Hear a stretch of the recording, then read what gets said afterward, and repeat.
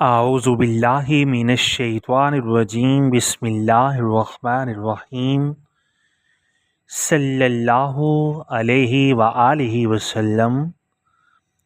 تصوف قادری کے تمام ویورز کو میری طرف سے السلام علیکم ورحمۃ اللہ وبرکاتہ۔ ایک بار پھر ایک انتہائی خوبصورت اور اہم ٹاپک کے ساتھ آپ سب کی خدمت میں حاضر ہوں۔ ہم ہیں آپ کے خادم، آپ کے نوکر اور مرشد کریم کے در کے ادنا سے گدا ساجد علی قادری امیری۔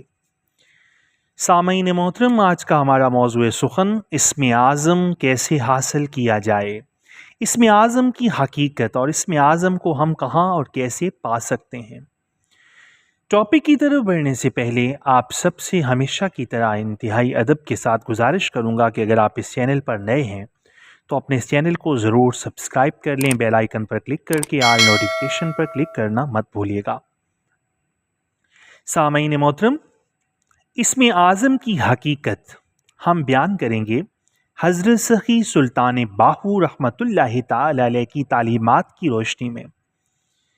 سامعین، حضرت سخی سلطان باہو رحمۃ اللہ تعالی علیہ اپنی کتاب عین الفقر میں فرماتے ہیں کہ سن، علماء کو قرآن مجید میں اسم اعظم اس لیے نہیں ملتا کیونکہ اسم اعظم صرف وجود اعظم میں ہی قرار پکڑتا ہے۔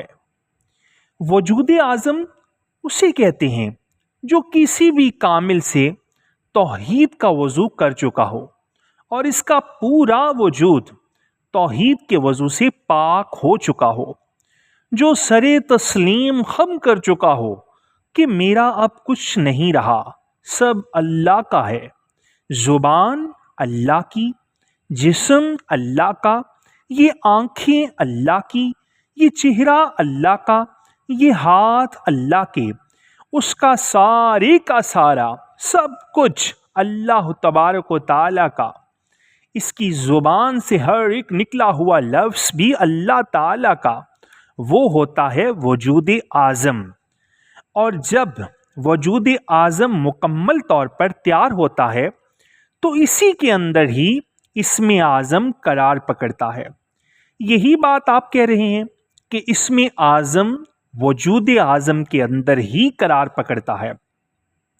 اگر کسی کو اسم اعظم مل بھی جائے اور وہ اس کا ذکر بھی کرتا رہے تو وہ تاثیر نہیں کرتا۔ اس کی وجہ یہ ہے کہ جو توحید کا وضو ہے وہ اس نے نہیں کیا ہوا۔ وہ شرعی وضو جو ہوتا ہے، صرف پانی کا وضو، صرف انسان کی ظاہری پاکیزگی کو قائم کرتا ہے۔ سامعین محترم، جیسا کہ فرمایا گیا کہ جو طہارت ہے وہ ایمان کا پہلا جز ہے اور پاکیزگی ایمان کا آدھا حصہ ہے۔ جو ایمان کا تعلق ہے وہ انسان کے ظاہر سے نہیں ہے، اس کے باطن سے ہے۔ جب تک انسان کا ظاہر و باطن ایک جیسا نہیں ہو جاتا، یعنی یکجا نہیں ہو جاتا، یہ اسم اعظم تاثیر نہیں پکڑ سکتا، کیونکہ اس کا نفس جو ہوتا ہے وہ اپنی چالیں الگ سے چل رہا ہوتا ہے، صرف وہ ظاہری تگ و دو میں ہوتا ہے، اور ظاہری ریاضت انسان کے نفس کے اوپر قطعاً بھاری نہیں پڑ سکتی جب تک نفس کو مکمل طور پر کسی کامل کی گرفت میں نہ دے دیا جائے۔ سامعین، اس وقت تک انسان کے اوپر اس کا اثر اور اس کی تاثیر نہیں ہو سکتی۔ حضرت سلطان باہو رحمۃ اللہ تعالی علیہ فرماتے ہیں کہ جس کا وجود ہی بے اعظم ہو، بے اعظم سے مراد اب آپ سمجھ گئے ہوں گے کہ اس نے توحید کا وضو ہی کسی کامل سے نہیں کیا۔ پہلے بھی اس کا ذکر کر چکے ہیں ہم کہ وہ سر کے بالوں کو سمجھتا ہے کہ اس کے ہیں، اپنی زبان کو اپنی زبان سمجھتا ہے، اپنے مال کو اپنا مال سمجھتا ہے، اللہ کا مال نہیں سمجھتا۔ اس کے پاس جو وجود ہے وہ ہے ہی بے اعظم، اس پر اسم اعظم کیا اثر کرے گا؟ اسم اعظم کے بغیر ذکر جاری نہیں ہوتا۔ اسم اعظم صرف وجود اعظم میں ہی قرار پکڑتا ہے۔ جو یا تو فقیر کامل کے پاس ہوتا ہے یا علماء عامل کے پاس۔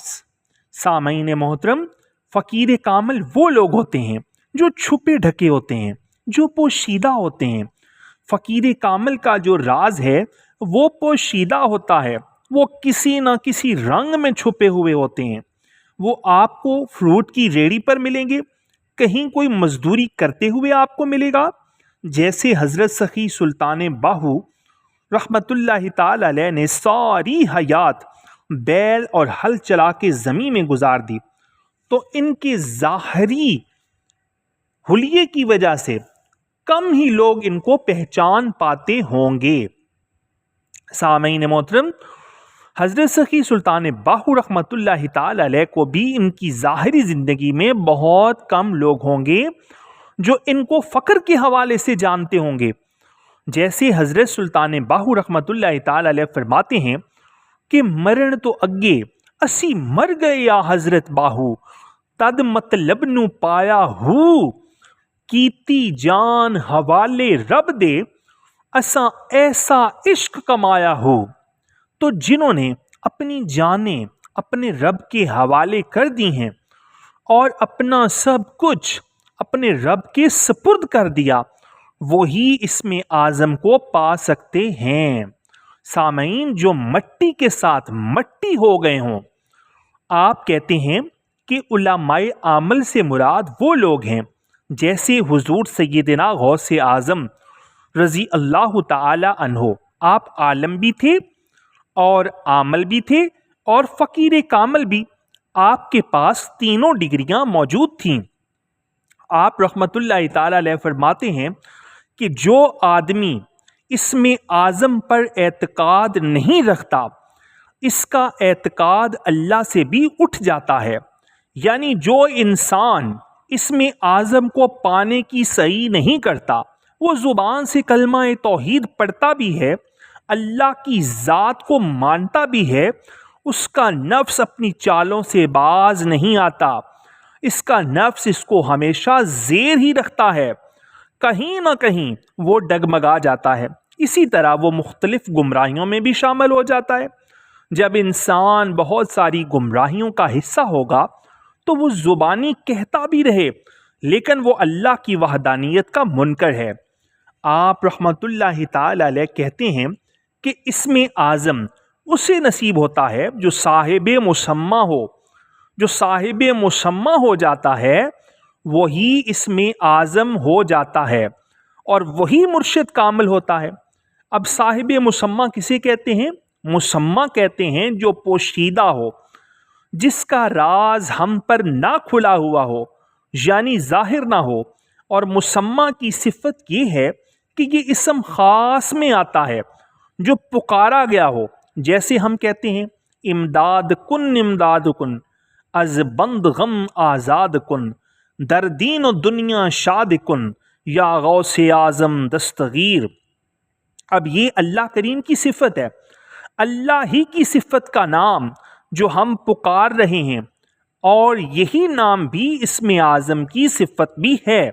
اور یہ بات ہمیں اس وقت تک سمجھ نہ آئے گی جب تک ہم کسی کامل سے حقیقی راز حاصل نہیں کر لیتے۔ جیسے حق امیر یا امیر، یہ بھی اللہ کریم یا اسم اعظم کا صفاتی نام ہے اور ہم اسی کا نام پکار کے اسی کو حق جان رہے ہیں، یہی مسمى ہے۔ جیسے حضور قبلہ پاک احسان الحق میرے کریم لجپال پیر و مرشد، ان کا نام بھی مسمى میں آ جاتا ہے۔ وہ انسان جس پر کسی خاص اسم کا اطلاق ہو، اسم کا اطلاق یہی ہے کہ وہ اللہ کے نور میں غرق ہوتے ہیں اور اپنا کچھ نہیں رکھتے، جو مظہر عشق ہو اور گم آنکھیں، یعنی اپنی آنکھیں زیادہ بند رکھتا ہو، یعنی بند آنکھوں کے ساتھ وہ اللہ کا دیدار کرتا ہو اور اللہ کی توحید اور وحدانیت بیان کرتا ہو، جو نور محمد صلی اللہ علیہ وآلہ وسلم اور نور علی کرم اللہ وجہ الکریم میں مکمل غرق ہو چکا ہو، وہ ہوتا ہے مسمى۔ سامعین محترم، اللہ کریم سے التجا ہے کہ ہم سب کو کاملین کی صحبت عطا کرے۔ سامعین محترم، اسی مقصد کے لیے سرکار کا یہ پلیٹ فارم میرے جد امجد میرے دادا مرشد سے حضور قبلہ سیدی لجپال پیا پاک شاہ امیر الدین حضوری قادری رحمت اللہ تعالی علیہ اور مرشد سرکار حضور قبلہ سیدی پاک شاہ احسان الحق قادری حضوری امیری کا در آپ سب کی بہترین رہنمائی کے لیے صدا کھلا ہے. آپ جب چاہیں رہنمائی لے سکتے ہیں. ویڈیو کو لائک کر دیں اور حق کی آواز بنیں. حق کی آواز بن کر جتنا ہو سکے ویڈیو کو شیئر کر دیں. اللہ تبارک و تعالی میرا بولنا آپ کا سننا اپنی پاک بارگاہ اقدس میں قبول و منظور فرمائے اور ہم سب کو عمل کی توفیق دے، کیونکہ عمل سے زندگی بنتی ہے. وصلی اللہ تعالی علی حبیبہ خیر خلقہ نور عرشہ وزینت فرشہ سیدنا محمد وعلی آلہ واصحابہ واولیاء امتہ اجمعین الی یوم الدین.